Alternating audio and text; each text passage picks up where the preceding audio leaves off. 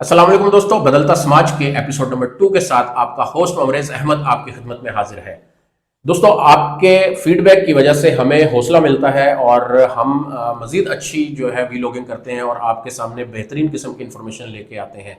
जिन दोस्तों ने अभी तक हमारा चैनल सब्सक्राइब नहीं किया है उनसे गुजारिश है कि चैनल सब्सक्राइब करें और अगर वीडियो पसंद आए तो इसे आगे शेयर ज़रूर कीजिएगा। आज के एपिसोड में हमने टॉपिक सेलेक्ट किया है पाकिस्तान और इंडिया के माबैन जो बैनुल-अक़वामी सतह पर ताल्लुकात हैं, उनकी वजूहात क्या हैं और ये कौन कौन से अवामिल हैं जो इस बढ़ती हुई नफरत को इश्तियाल अंगेज़ी में तब्दील करवाते हैं और दोनों ममालिक के दरमियान जो एक फासलों की खलीज एक है वो बढ़ती चली जा रही है। इसमें सबसे पहले हम सियासी इख्तलाफात की भी बात करेंगे, इसके बाद हम मीडिया का जो प्रोपेगेंडा होता है उसके ऊपर बात करेंगे और आखिर में हम सोशल मीडिया का जो इन्फ्लुएंस है उसके ऊपर भी बात करेंगे। दोस्तों, ये जो दोनों ममालिक के दरमियान ताल्लुकात इस नहज पर पहुंचे हैं ये कोई नए नहीं हैं, ये 1947 से ही आगाज़ में ही स्टार्ट हो गए थे, जिसकी जो मेन रीज़न है वो कश्मीर का इलाका है, जो कि एक मुतनाज़ा इलाका है। जब ब्रिटिश यहाँ से गए थे तो डिवीज़न के दौरान कश्मीर का इलाका जो है उसके ऊपर करेक्ट मार्किंग या प्रॉपर मार्केशन नहीं हुई थी, जिसकी बिना पर दोनों ममालिक के दरमियान 3 से 4 जंगें हो चुकी हैं। पहली ही जंग जो थी 1948 में लड़ी गई थी, जिसकी वजह से कश्मीर का जो इलाका था उस पर भारत ने हमला किया था और उसके जवाबी हमले में पाकिस्तान ने कुछ इलाका कश्मीर का आज़ाद करवा लिया था और उसका नाम आज़ाद कश्मीर रखा गया। तो इसके बाद इंटरनेशनल जो कम्युनिटी थी उनके प्रेशर के बाद और जो रेजोल्यूशन हुई एक लाइन ऑफ कंट्रोल के नाम से बॉर्डर जो है उसका दोनों ममालिक ताकि उसकी पाबंदी करें और उसकी रिस्पेक्ट करें, लाइन ऑफ कंट्रोल के नाम से जाना जाता है, उसे बना दिया गया। लाइन ऑफ कंट्रोल के इस तरफ हमें आज़ाद कश्मीर जिसे पाकिस्तान आज़ाद कश्मीर के नाम से जानता है और बॉर्डर के उस तरफ जो है मकबूजा जम्मू और कश्मीर का इलाका शामिल है। इसके नॉर्थ में लद्दाख का एरिया है जो कि इंडिया क्लेम करता है कि ये कश्मीर की टेरिटरी नहीं है बल्कि लद्दाख एक सेपरेट एरिया है। अब हम अगर बैकग्राउंड की बात करें तो जब 1947 में पार्टीशन हुआ था तो कुछ जो आवाम थी वो भारत से हिजरत कर कर पाकिस्तान की तरफ चली गई थी और यहाँ से भी बहुत से लोग जो थे इंडिया में मूव कर गए थे। चूँकि बहुत बड़ी एक हिजरत थी, हिस्ट्री की सबसे बड़ी हिजरत इसे कहा जाता है, जिसमें इतनी तादाद में लाखों की तादाद में लोगों ने एक बॉर्डर को क्रॉस किया था और अपने अपने जहाँ वो रहना चाहते थे वहाँ जा बसे थे। इसका दोस्तों हिजरत के दौरान भी काफ़ी किस्म के कन्फ्लिक्ट्स सामने आते हैं और जो वाक़यात थे वो तफसीलन तो नहीं मैं इस वीडियो में बता सकूँगा, लेकिन चूँकि इस वीडियो का मकसद आवाम में और आप सब में आगाही पैदा करना है कि आज जो हम जिन हालात पर खड़े हुए हैं कि मिसाल के तौर पे क्रिकेट का मैच होता है और उस मैच में भी हमें एक राइवलरी नज़र आती है, दोनों ममालिक के दरमियान इकोनॉमी की एक जंग नज़र आती है, इवन जुमलों का तबादला जो सोशल मीडिया की मैंने बात की, इसमें आप इंटरनेशनल फोरम्स के ऊपर कहीं आपकी कुछ ऐसी पोस्ट्स हों जो पाकिस्तान और भारत से रिलेटेड होती हैं, उसके नीचे कमेंट सेक्शन में आप जब देखेंगे तो आपको दोनों ममालिक की आवाम के जो जज्बात हैं उनकी एक तस्वीर और एक खाका बनता हुआ नज़र आएगा। दोनों ममालिक के लोग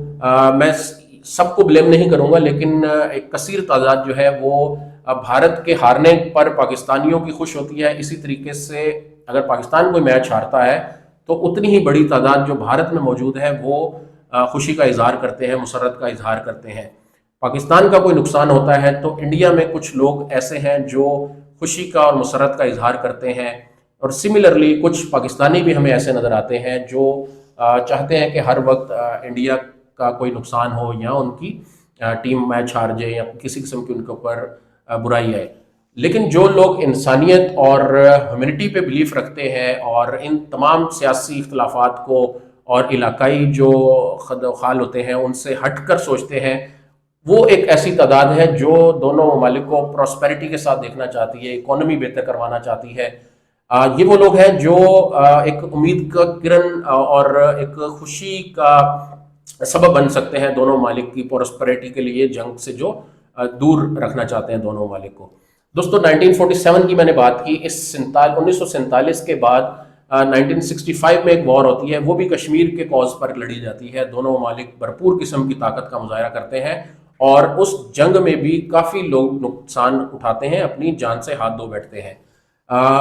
اگر ہم اس کے محرکات دیکھیں تو جو مین ہمیں ریزن نظر آئے گی وہ کشمیر کوز ہی نظر آئے گا۔ اس کے بعد نیکسٹ وار 1971 میں لڑی جاتی ہے، جس کی بنا پر بیسیکلی تو اس کا کوز بھی کشمیر ہی تھا، اور اس کے اندر بھی دونوں ممالک میں کافی قسم کا ایک جانی اور مالی نقصان ہوا۔ اور یہ جو جدید ترین اسلحے کی دوڑ ہے دونوں ممالک کے درمیان، یہ بھی ایک ایسے پوائنٹ پر لے چکی ہے پاکستان اور بھارت کو کہ اس وقت دونوں آرمڈ کنفلکٹس ہیں، دونوں نیوکلیئر پاورز ہیں، اور کسی بھی وقت اگر نیوکلیئر پاورز کا کنفلکٹ ہوتا ہے، وی کین ایسٹیمیٹ کہ جی وہ کتنی بڑی تباہی اور جو اس سے ڈسٹرکشن ہوگی، ماس ڈسٹرکشن ہونے کا چانسز ہیں، وہ کتنے زیادہ بڑھ سکتے ہیں۔ دوستو، چونکہ میں نے پوڈ کاسٹ میں آپ سب سے ذکر کیا کہ جو ہمارا مقصد ہے وہ اس میں یہ بیان کرنا ہے کہ دونوں ممالک جو ہیں، یہ سوچ کا جو سفر ہے یہ سرحد کے آر پار کتنا مختلف ہے، اور اس کے جو مین کازز ہیں وہ کیا ہے۔ اس کے بعد جو نیکسٹ وار ہوئی وہ سیاچن کا گلیشیئر ہے۔ سیاچن گلیشیئر جو ہے ان کے اوپر 1984 میں انڈیا نے قبضہ کر لیا تھا۔ پاکستان بھی اسی کمپنی سے جب آرڈر کر رہا تھا تو انڈیا کو بھرپور پتہ لگ گیا کہ پاکستان کی بھی پلاننگ ان گلیشیئرز کے اوپر قبضہ کرنے کی ہے۔ دوستو، جیسا کہ ہم نے سٹارٹ میں کہا کہ مقبوضہ کشمیر اور جو آزاد کشمیر کا ایریا ہے یا کشمیر کی پوری ریاست ہے، اس کا بارڈر متعارف نہیں کیا گیا تھا، اس لائن کو پراپرلی ڈیفائن نہیں کیا گیا تھا پارٹیشن کے دوران، جس کی وجہ سے یہ علاقہ جو ہے جنگ کی زد میں آیا اور دونوں ممالک اس میں جنگیں لڑ رہے ہیں۔ سملرلی جو لائن آف کنٹرول جب بنائی گئی تو لائن آف کنٹرول کو بھی سیاچن گلیشیئر سے پہلے یہ لداخ کا ایریا ہے، جہاں تک اس پوائنٹ تک جو ہے نا اس کو محدود کیا گیا، وہاں سے آگے اس کو پراپر ڈیفائن نہیں کیا گیا۔ یہ کچھ ایریا بنتا ہے جو ایک ویج بنتی ہے، اس ویج کا جو پراپر ایریا تھا اس کو ڈیفائن نہیں کیا گیا۔ دونوں ممالک کی انڈرسٹینڈنگ ڈیفرنٹ تھی۔ پاکستان سے اکثر جو ٹورسٹس آتے تھے پاکستان میں، اور پاکستان ان کو آفیشلی الاؤ کرتا تھا گلیشیئرز کے اوپر جو یہ کوہ پیما ہوتے ہیں ان کو بھیج دیا جاتا تھا کہ آپ جائیں اور وہاں کا وزٹ کر سکتے ہیں۔ اور 1984 میں انڈیا نے پلان کیا کہ ان گلیشیئرز کے اوپر قبضہ کیا جائے، اور جو ان پورا جو کچھ 73 اور 41 یا 45 مائلز کا پورا ایریا بنتا ہے، جس کے اوپر انڈیا نے پراپرلی قبضہ کر لیا تھا 1984 میں۔ پاکستان کو جب یہ معلوم ہوا تو پاکستان نے اس سے 4 دن کے بعد واپس ریٹیلیٹ کیا، اور یہ بیٹل کہلاتی ہے جو highest battle field in the world کہلاتی ہے، سیاچن کے مقام پر لڑی گئی۔ اس کے بعد اگر ہم ریسنٹ وارز کی اگر آپ سے ہم ڈسکس کریں، شیئر کریں، تو سب سے زیادہ جو ریسنٹ وار ہے وہ 1999 کی کارگل وار کہلاتی ہے۔ کارگل وار کے اوپر دونوں ممالک کی مختلف آراء موجود ہیں۔ پاکستان نے یہ سٹارٹ کیا تھا بقول انڈیا کے، اور پاکستان کا موقف بالکل ڈیفرنٹ ہے، انڈیا کے موقف سے قطعی ڈیفرنٹ ہے۔ پاکستان کا یہ کہنا تھا کہ جو یہ وار تھی یہ مجاہدین جو تھے یہ ان لوگوں نے لڑی تھی، اور دوسری جو مین اس کی ریزن تھی یہاں سے مجاہدین کے جانے کی، اس کی جو بڑی ریزن تھی وہ یہ تھی کہ انڈیا کی جانب سے وہاں پر لائن آف کنٹرول کے طرف کافی زیادہ جو افواج کی تعداد میں اضافہ کیا گیا تھا۔ اس افواج کی اضافے کی وجہ سے پاکستان کو کچھ ریٹیلیٹ کرنا پڑا، اور اس ریٹیلیشن کی وجہ سے یہ ایک کیوس مچا تھا۔ لیکن اگر ہم انڈیا کی سائڈ سے بات کریں تو انڈیا یہ کلیم کرتا ہے کہ مئی 1999 میں کچھ چرواہے تھے جنہوں نے نشاندہی کی کہ یہ پاکستان کی طرف سے کچھ انفلٹریشن ہوئی ہے، اور اس انفلٹریشن کی وجہ سے کافی جو ہے یہاں پر فائرنگ کے سلسلے شروع ہو گئے ہیں، اور اس انفارمیشن کی وجہ سے بھارتی افواج نے تھوڑا سا اس کے اوپر غور و فکر کیا اور انفارمیشن گیدر کرنا شروع کی۔ جب بھارتی افواج نے اس انفارمیشن کو غور سے دیکھا تو کچھ ایریاز ایسے تھے جن کو رپورٹ کیا گیا، اور انڈین آرمی چیف اس وقت پولینڈ میں موجود تھے، ان کو یہ خبر پہنچائی گئی کہ کارگل کے آس پاس کی جو وادیاں ہیں اس میں کچھ انفلٹریشن بڑھ گئی ہے۔ انفلٹریشن کو دوستو انڈیا میں عام طور پر گھس بیٹھیے کہا جاتا ہے کہ کچھ مجاہدین جو آزادی کی جنگ لڑ رہے ہیں، اپنے علاقے کو آزاد کرانا چاہتے ہیں، کچھ وہ آزاد کشمیر کے ایریاز سے بھی حصہ لیتے ہیں جنگ میں، تو اس وقت انہیں ان گھس بیٹھیوں کی جو تعداد تھی اس میں کافی زیادہ اضافہ فیل ہوا، اور اس اضافے کی وجہ سے جو انڈین آرمی چیف تھے انہوں نے نیچے جو اپنے ان کے سیکنڈ ہائر کمانڈ میں تھے ان سے پورا ایک رپورٹ طلب کی اور ان کو ایک اسائنمنٹ دیا کہ آپ اس کو بھرپور طریقے سے لیڈ کریں اور اس ایریے کو کلیئر کروائیں۔ دوستوں بات جنگ تک اس طریقے سے پہنچی کہ ودن 3 months یہ جنگ اس حد تک بڑھ گئی کہ انڈیا کو اپنی ایئر فورس تک اس میں انوالو کرنا پڑی۔ انڈین ایئر فورس کے کچھ ایسے جو MiG-21 اور MiG-27 ہے وہ اس میں گر کر نیچے یعنی کہ برباد بھی ہوئے، کچھ مجاہدین نے گرا دیے، کچھ جو وہاں پر ارریگولر فورسز تھیں۔ ارریگولر فورسز ریگولر فورسز سے ڈفرینٹ ہوتی ہیں۔ ریگولر فورسز کا مطلب یہ ہے کہ کچھ ایسے گروپس جو جن کا لگاؤ ہوتا ہے یا وہ اس طرف ایک پارٹی کی سائڈ ہوتے ہیں تو ان کو ارریگولر فورسز کہا جاتا ہے۔ ان ارریگولر فورسز کی وجہ سے کچھ حد تک جو ہے بھارتی ایئر فورس کا نقصان ہوا، لیکن اس وقت کے جو پرائم منسٹر تھے پاکستان کے نواز شریف، ان پر کافی پریشر تھا اور انہیں USA کے پریشر کی وجہ سے وہاں سے فورسز کو ہٹانا پڑا۔ ان فورسز کو ہٹانے کی وجہ سے جولائی میں یہ جو کنفلکٹ تھا یہ ختم ہوا اور دونوں افواج جو ہیں LOC کے اوپر واپس آ گئیں، اور پاکستان کی جانب سے جو ایریاز کیپچر کیے گئے تھے ان سے پاکستان نے اپنی فورسز کو وڈرا کیا، اور وڈرا کرنے کے بعد دوبارہ LOC کے اوپر فورسز جو ہے واپس بحال ہو گئیں۔ دوستو کارگل کی وار کے بعد ہماری یہ وہ وار تھی کہ جس ٹائم دونوں ممالک جو ہیں نیوکلیئر پاور تھے، یہ دنیا کا دوسرا بڑا ایٹمی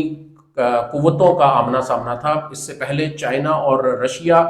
ایک وار میں آمنے سامنے ہو چکے ہیں، اور یہ سیکنڈ ٹائم تھا دنیا میں جو ایونٹ ہوا کہ دونوں جو نیوکلیئر آرمڈ نیشنز ہیں ان کا آپس میں ٹاکرا ہوا، اور دونوں ممالک جو ہیں اس بڑی جنگ سے بچ گئے۔ دوستو اب سوال یہ پیدا ہوتا ہے کیا یہ دونوں ممالک بھارت اور پاکستان جنگوں سے باز رہ سکتے ہیں؟ تو اس کا جواب میری نظر میں یہ ہے کہ جب تک 2 ایسے کنفلکٹس ابھی بھی موجود ہیں کشمیر کے علاوہ، ایک ہے سیاچن کا اور دوسرا سرکریک کا۔ یہ 2 لائیو کنفلکٹس ہیں جس کے اوپر ابھی تک دنیا جو ہے اس نے توجہ نہیں دھری ہے اور بارڈرز ڈیفائنڈ نہیں ہیں۔ LOC کا بارڈر چونکہ ڈیفائنڈ ہے اور اس کی کوئی میجر وائلیشن 1999 کے بعد نہیں ہوئی ہے، دونوں ممالک نے اس کا بھرپور قسم کا جو اس کی رسپیکٹ ہوتی ہے، اس کی احترام بحال رکھا ہوا ہے۔ چھوٹی موٹی فائرنگز دونوں سائڈ سے ہوتی ہیں، لیکن ایک جو بارڈر کراس کرنا ہے، جو آفیشلی وار کو ڈکلیئر کرنا ہوتا ہے، وہ دونوں طرف سے نہیں ہو رہا ہے۔ ہم یہ سمجھتے ہیں کہ سرکریک اور سیاچن کا اگر کاز جو ہے اس کو کلیئر کر دیا جائے، اس کو ریزالو کیا جائے اور ادھر بھی بارڈرز کو ڈیفائن کر لیا جائے، تو دونوں ممالک کے درمیان جو میجر کنفلکٹس جسے کہتے ہیں وہ فلیش پوائنٹس، ان کے جنگ بڑھنے کے اندیشے کم ہو سکتے ہیں، اور دونوں ممالک کے جو عوام ہیں وہ ایک دوسرے کے ساتھ دوستانہ تعلقات کے ساتھ رہ سکتے ہیں۔ دوستو سوچ بدلنا ہوگی، اور دونوں ممالک کے جو عوام ہیں جو سوشل میڈیا پر ایک دوسرے کے خلاف لکھتے ہیں، پاکستان میچ جیتتا ہے تو انڈیا جو ہے وہ خوش نہیں ہوتا ہے، یا بھارت اگر میچ جیت جاتا ہے تو اس میں پاکستان میں کچھ لوگ ہیں وہ خوش نہیں ہوتے ہیں، اور ہمیں اس سوچ کو بدلنا ہوگا، کیونکہ جو ٹیلنٹڈ ٹیم ہو یا کرکٹ میں جو بیسٹ پرفارم کرے گی، یا اسی طرح کسی بھی سپورٹس کے یا دنیا کے مقابلوں میں جو بھی ٹیم بیسٹ پرفارم کرے ہمیں اسے اپریشیٹ کرنا چاہیے، اس کھلاڑی کو بھی اپریشیٹ کرنا چاہیے، اور وار کرائمز جیسے جو گھنونے جرائم ہیں اس سے ہمیں دور رہنا چاہیے۔ دوستو ان جنگوں کے حوالے سے آپ کی بھی اگر کوئی رائے ہے، 1965، 71، 1999 کارگل وار، سیاچن یا سرکریک، اس حوالے سے اگر آپ کی رائے بھی موجود ہے برائے مہربانی کمنٹ سیکشن میں ضرور دیجیے گا، اور اگر آپ چاہتے ہیں کہ یہ جنگ نہ ہو اور دونوں ممالک جو ہیں امن کے ساتھ رہیں تو اس رائے کا بھی اظہار کیجیے گا۔ اپنے دوست ممریز احمد کو اجازت دیجیے، اپنا بہت سارا خیال رکھیے گا۔ اللہ حافظ۔